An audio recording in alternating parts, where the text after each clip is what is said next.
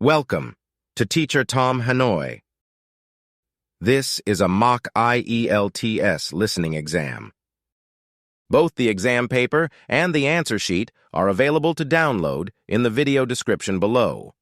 You will hear a number of different recordings, and you will have to answer questions on what you hear. There will be time for you to read the instructions and questions, and you will have a chance to check your work. All the recordings will be played once only. I repeat, all the recordings will be played once only. The test is in 4 parts. At the end of the test, you will be given 10 minutes to transfer your answers to the answer sheet. Good luck. Now turn to Part 1. Part 1. You will hear a man phoning to inquire about a job vacancy. First, you have some time to look at questions 1 to 5.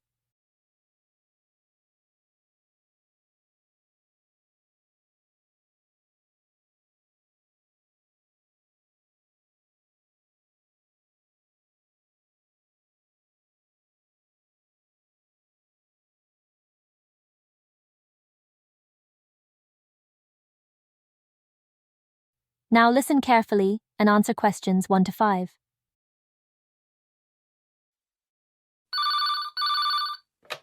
Good evening, King's Restaurant. Good evening.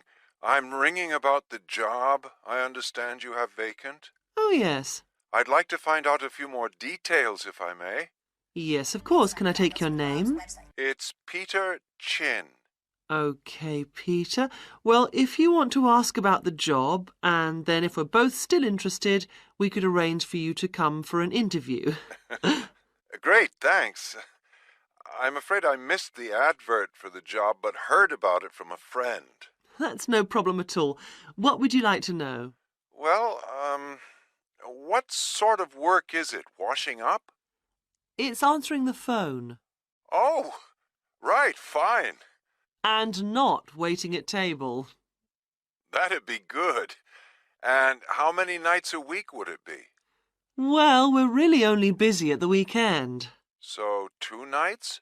3, actually, so it would work out at 12 hours a week. That'd be fine. It wouldn't interfere with my studies. Are you at the university? Yes, first-year physics student. Oh, right. And because I'm not an EU national, would I need a work permit? Yes, you would.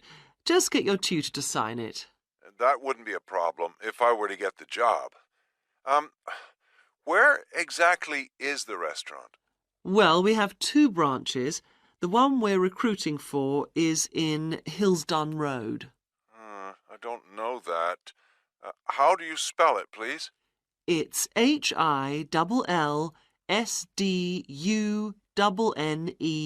Road. Got that. Thanks. Is it near a bus stop? Yes, the nearest one would probably be just beside the library. Oh, yes, I know it. That'd be fine for me. And could I ask about the pay? We're offering £4.45 an hour. That's very good. My last job was £3.95 an hour. Before you hear the rest of the conversation, you have some time to look at questions 6 to 10.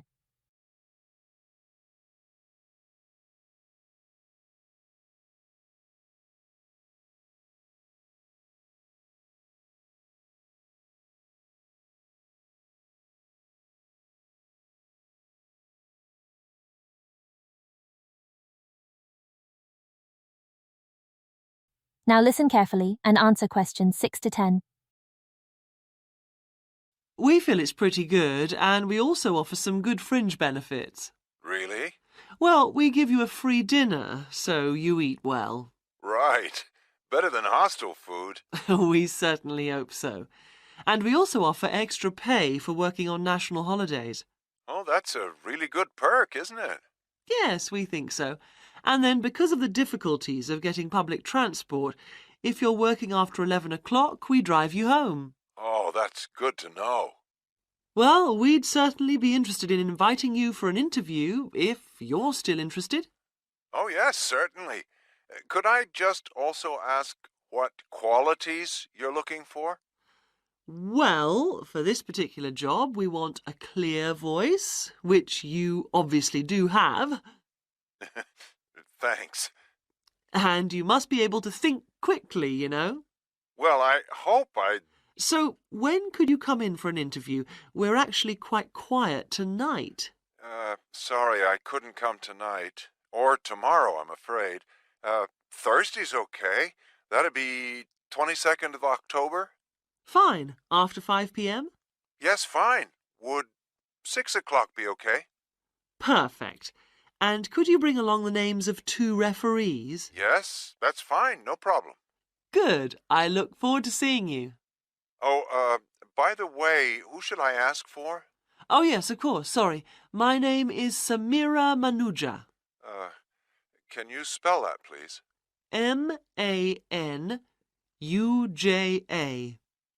Okay. I've got that. Thanks very much. Look forward to seeing you later on then. That is the end of Part 1. You now have 30 seconds to review your answers to Part 1.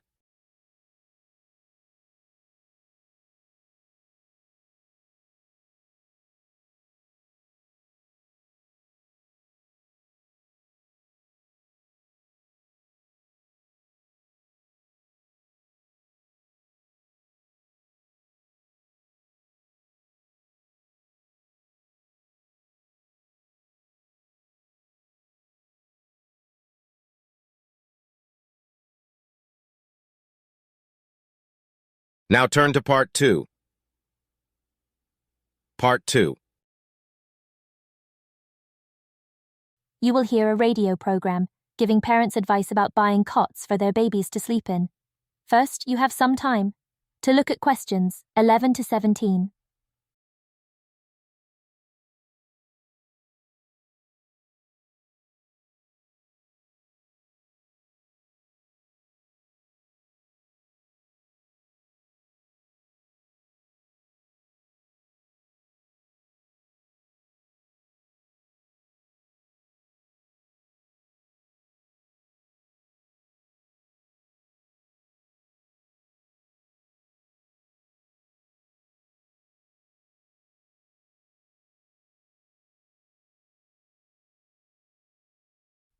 Now listen carefully and answer questions 11 to 17.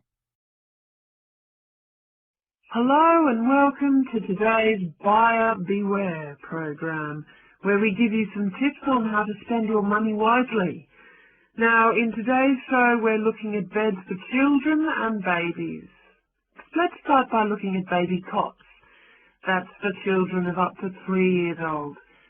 We tested 3 different cots, all in the budget price range, and as usual, we will feature the good points, the problems, and our verdict. The first cot we looked at was by BabySafe, and it had several good points to recommend it. Our testers liked the fact that it had 4 wheels, so it was easy to move around.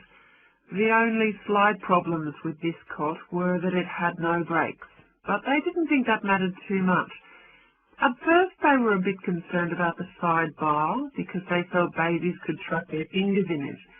But our testers felt that this was unlikely to happen, so they've given this one a verdict of satisfactory. The next cot was by Choice Cots, and this time our testers were pleased to find a cot which is simple to put together, unlike others we looked at.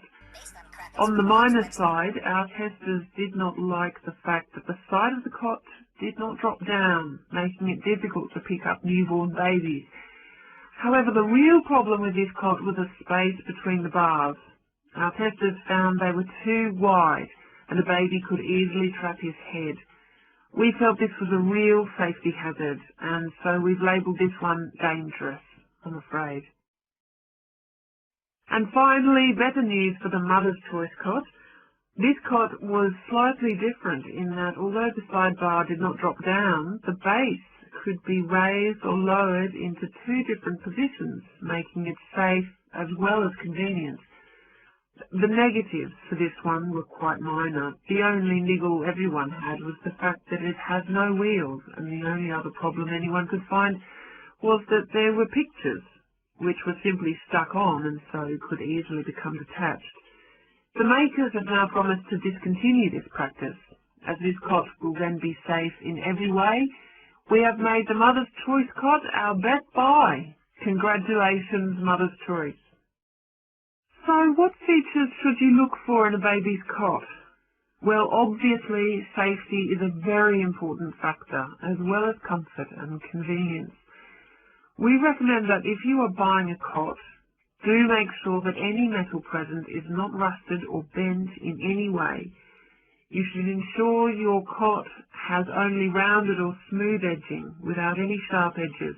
This is especially important for wooden cots. And now, on to beds for toddlers. That is the end of Part 2. You now have 30 seconds to review your answers to Part 2.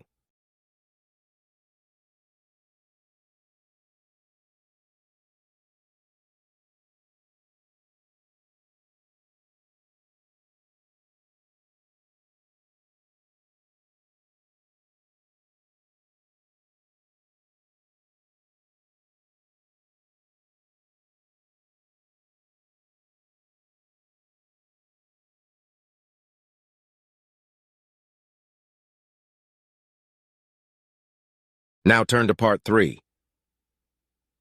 Part 3. You will hear a student called Sandra talking to her tutor about a draft proposal she has written for a competition. First, you have some time to look at questions 21 to 24.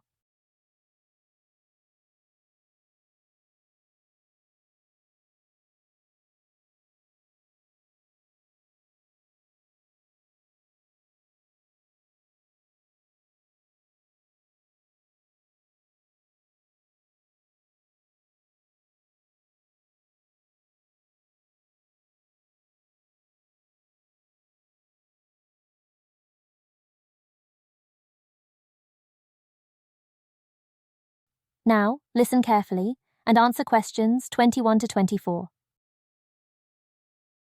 Right, Sandra. You wanted to see me to get some feedback on your group's proposal, the one you're submitting for the Geography Society field trip competition. Uh-huh. I've had a look through your proposal, and I think it's a really good choice. Oh.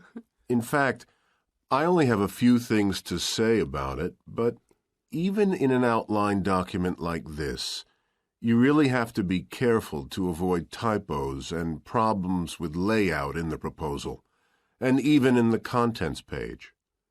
So read it through carefully before submitting it, okay? Will do. And I've made a few notes on the proposal about things which could have been better sequenced. Okay. As for the writing itself, I've annotated the proposal as and where I thought it could be improved. Generally speaking, I feel you've often used complex structures and long sentences for the sake of it, and as a consequence, although your paragraphing and inclusion of subheadings help, it's quite hard to follow your train of thought at times. Oh, So cut them down a bit, can you? really?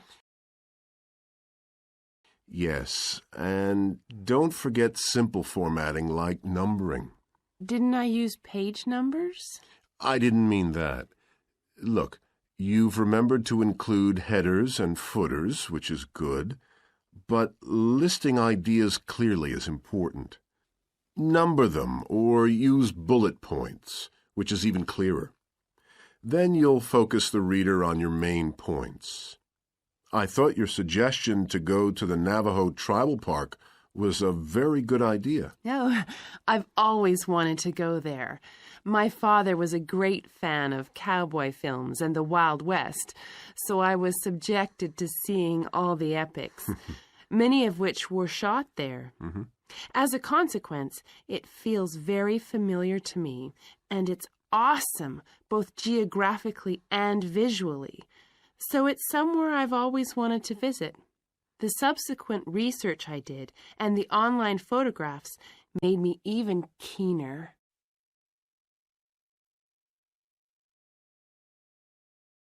Before you hear the rest of the talk, You have some time to look at questions 25 to 30.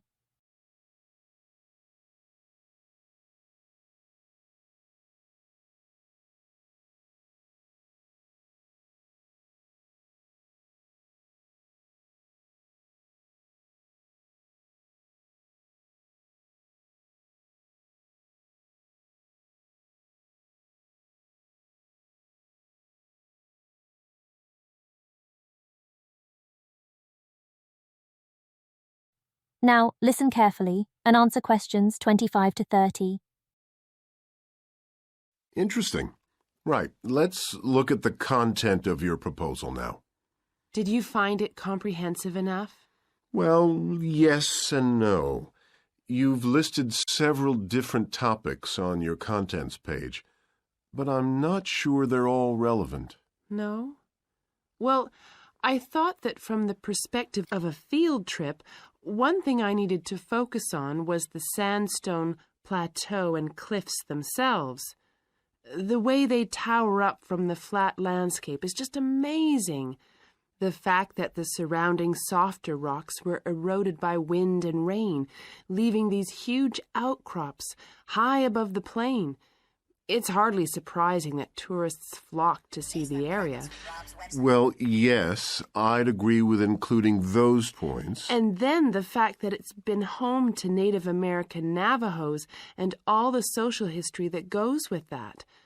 The hardships they endured trying to save their territory from the invading settlers. Their culture is so rich. All those wonderful stories. Well, I agree it's interesting, but it's not immediately relevant to your proposal, Sandra. So, at this stage, I suggest you focus on other considerations. I think an indication of what the students on the trip could actually do when they get there should be far more central, so that certainly needs to be included and to be expanded upon. And I'd like to see something about the local wildlife and vegetation, too. Not that I imagine there's much to see. Presumably the tourist invasion hasn't helped. Okay, I'll do some work on those two areas as well. But you're right, there's not much apart from some very shallow-rooted species. Although it's cold and snowy there in the winter, the earth is baked so hard in the summer sun that rainwater can't penetrate. So it's a case of flood or drought, really. So I understand. Now, before we look at everything in more detail, I've got a few factual questions for you. It would be a good idea to include the answers in your finished proposal, because they're missing from your draft. Fine. So you mentioned the monoliths and the spires, which was good. But what area does the tribal park cover? Do you know? 12,000 hectares, and the plain is at about 5,850 meters above sea level. Larger than I expected. Okay, where's the nearest accommodation? That's a practical detail that you haven't included. Have you done any research on that? Yes, there's nowhere to stay in the park itself, but there's an old trading post called Goulding quite near. All kinds of tours start from Goulding, too. What kind of tours? Well, the most popular are in four-wheel drive Jeeps, but I wouldn't recommend hiring those. I think the best way to appreciate the area would be to hire horses instead and trek around on those. Biking is not allowed, and it's impossible to drive around the area in private vehicles. The tracks are too rough. Okay. Lastly, what else is worth visiting there? There are several caves, but I haven't looked into any details. I'll find out about them. Okay, good. Now what I'd like to know is more about... That is the end of Part 3. You now have 30 seconds to review your answers to Part 3.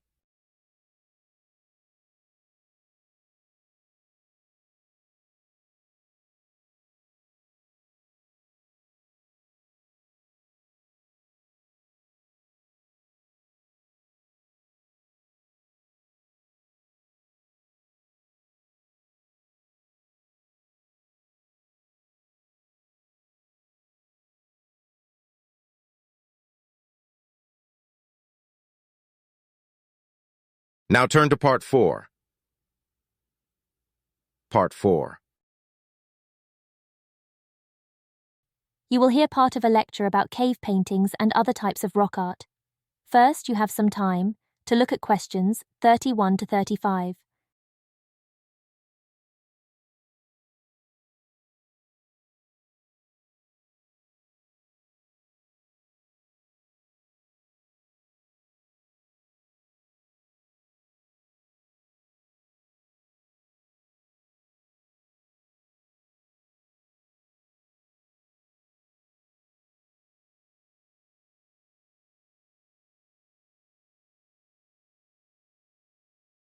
Now listen carefully and answer questions 31 to 35. Good afternoon, everyone. This is the first seminar in preparation for our archaeological fieldwork in Namibia. We are fantastically lucky to have received partial research funding for this trip from our institute, so I shall expect 200% attention and participation from you all. First, in this seminar, I'm going to give a brief introduction to contemporary research on rock art, and in the second part, I'm going to give you some do's and don'ts for our fieldwork trip in April, so please listen very carefully.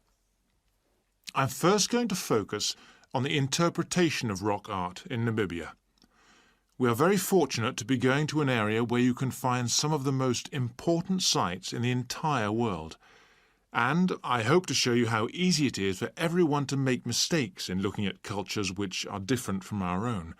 The first and most important lesson we have to learn. In Namibia, there are both paintings and engravings. That's where the surface of the rock is cut out.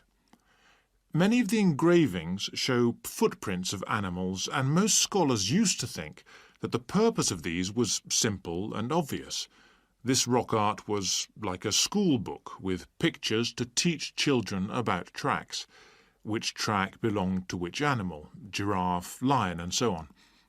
But there were some mysteries.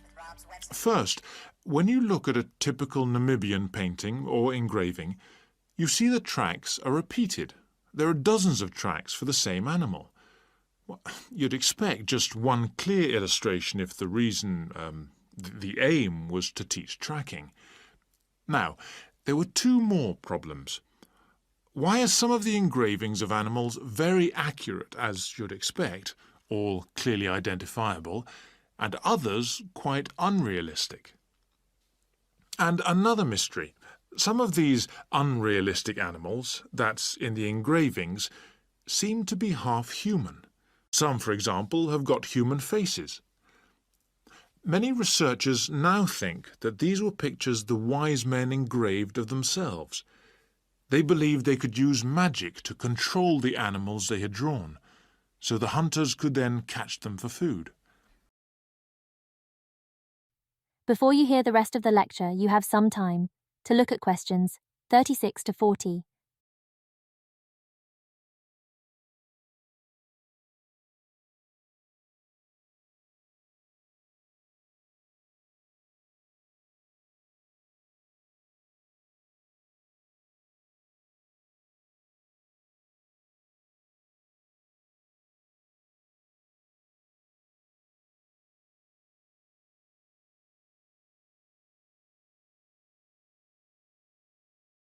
Now listen carefully and answer questions 36 to 40.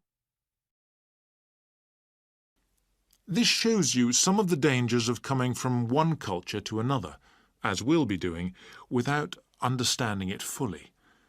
Scholars imagined that children looked at rock art pictures to learn to track, just because they themselves had learnt skills from pictures. Many researchers now believe that rock art had a much more complex purpose, and we'll talk more about it next week.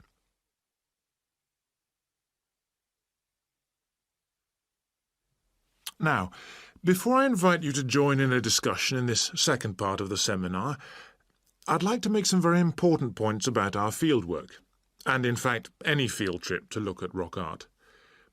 We're going to a number of sites, and we won't always be together. The single largest problem faced by people who manage the sites is, yes, I'm sure you've guessed, damage caused by visitors, even though it's usually unintentional. Whenever you do go to a site, don't forget you can learn many things from observing at a distance instead of walking all over it. This can really help to reduce visitor pressure. People often say, well, there's only 2 of us, and just this one time. But maybe thousands of people are saying the same thing. And then some basic rules to guide you. We'll have our own camp near a village, but remember never to camp on a site if you go on your own. It may be disrespectful to the people of that culture. And certainly don't make fires, however romantic it may seem. It's really dangerous in dry areas, and you can easily burn priceless undiscovered material by doing so. So, how are we going to enjoy the rock art on our field trip? By looking at it, drawing it, and photographing it. Never by touching it or even tracing it. Rock art is fragile and precious. Remember that climbing on rocks and in caves can destroy in a moment what has lasted for centuries. So, no heroics in Namibia, please. Try to be extra careful and help others to be too. Oh, and lastly, please don't even move rocks or branches to take photographs. You should leave the site intact. I'm sure I can. That is the end of Part 4.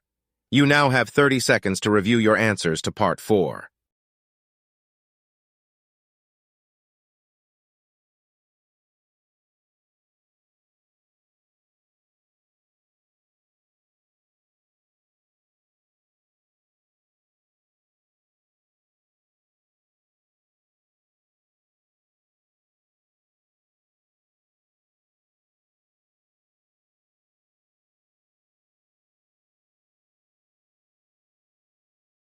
That is the end of the mock IELTS listening exam.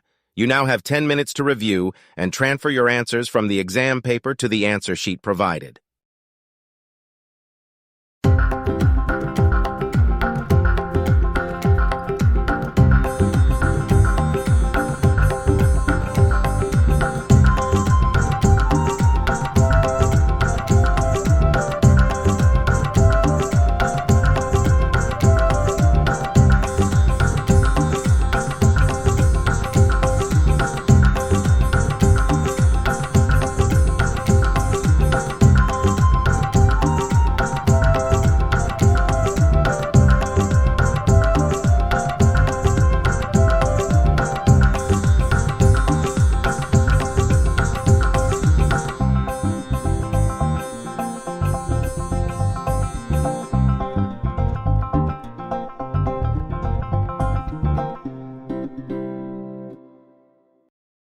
Thank you for your attention.